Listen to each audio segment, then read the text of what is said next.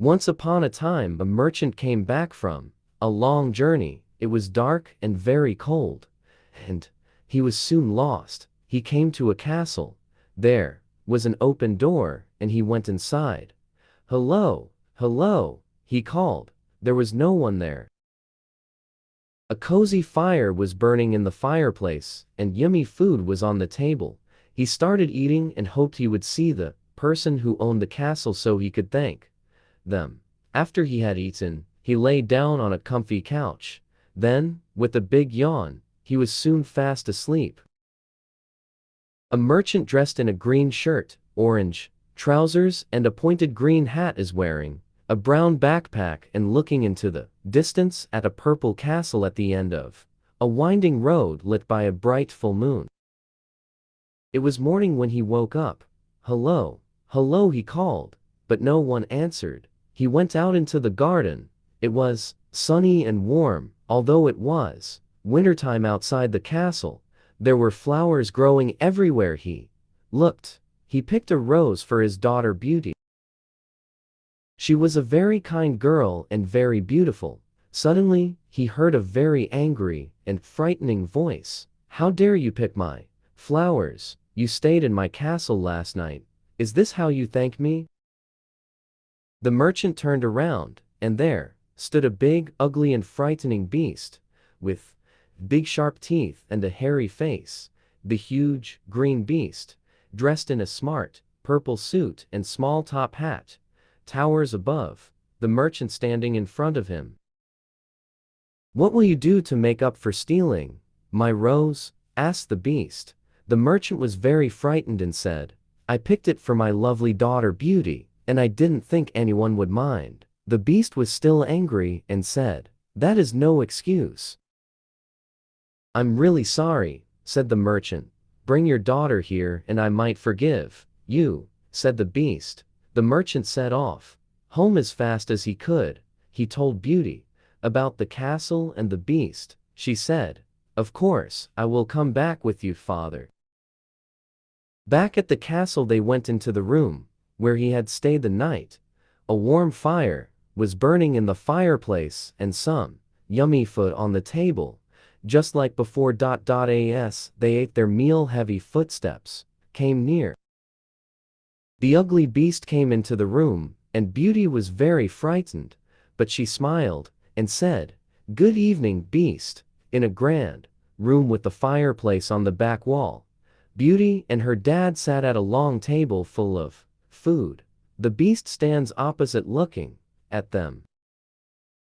The beast smiled back and said, "Good evening, you must be Beauty." Then the beast said to the merchant, "Your daughter is so beautiful that she lights up my old castle. Please let her stay here for a while. She will be very safe here." That night, in her cozy bed, Beauty had a funny dream about a talking clock and a candlestick that said, "Hello." She even dreamt that there was a nice teapot lady who was kind to her. Then in her dream, she thought she heard the teapot lady said, "Beauty, you are loved by a handsome prince. Try to find him, and you will be very happy together." When Beauty woke up, she laughed when she remembered the talking clock and the kind teapot. Beauty is sleeping under a pink duvet, her green hair hanging down from her head. Above Beauty, dream bubble shows her dreaming about a candlestick, a clock, and a teapot, all with eyes, noses, and mouths. That evening, after supper, the beast came into the room. She was still a bit frightened, but all the beast said was, "Good evening, Beauty." Then the beast handed her a rose. "This came from my garden," he said.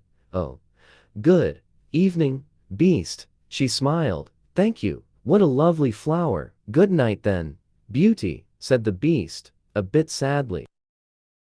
The next evening after supper, the beast appeared and handed her a book to read. "I think you will like this story, Beauty. I loved it," he said. "Thank you so much," said Beauty. "You are very kind." "Good night then," said the beast, and off he went. He can't help being a bit ugly, but he's really very gentle and kind inside, thought Beauty. I'm not afraid of him anymore, and I have grown to like him a lot. It's what's inside that really matters. Beauty loved looking in the beautiful gardens and hearing all the birds singing in the trees. One day in the garden, she found an envelope with her name on it. Inside was a note which said, "Dear Beauty, please pick all the flowers you want." One evening, Beauty waited for the beast to come to her at supper time as he usually did, but he didn't appear. She got worried and looked everywhere in the castle, but there was no sign of him. Although it was getting a bit dark, she went out into the garden. She looked all around, but still no sign of the beast. She was getting very worried by now. Then, at the far edge of the garden, she saw a cave. I wonder if he's in there, she thought to herself. She went in, and there was the beast lying on the ground, with a great big bump on his head, and his cheeks had tears running down them. Beauty and the beast are on the grassy ground looking very sad. Beauty is wiping away the beast's tears. She went in, and there was the beast lying on the ground, with a great big bump on his head, and his cheeks had tears running down them. Beauty and the beast are on the grassy ground looked very sad. Beauty is wiping away the beast's tears. He looked like he was asleep, and she stroked his head. He didn't move or even open his eyes. She kissed his forehead. Oh, poor, dear beast, she thought to herself. Then, the beast opened his eyes. Oh, I must have banged my head coming into the cave, said the beast. I do love you after all, said Beauty. Oh, Beauty, will you marry me? Asked the beast. Yes, dear beast, she answered. Suddenly, the cave was lit with beautiful light. The beast had changed into a handsome prince with a great big smile on his face. The handsome prince and Beauty are both barefoot laughing. The prince is giving Beauty a piggyback. He said, "A wicked witch put a spell on me to turn me into a beast. But you said you loved me, and now the spell is broken." As they went back into the castle, Beauty noticed a teapot like the one in her dream, and just for a moment she thought that teapot winked at her. Soon they were married, and Beauty and the prince lived happily ever after.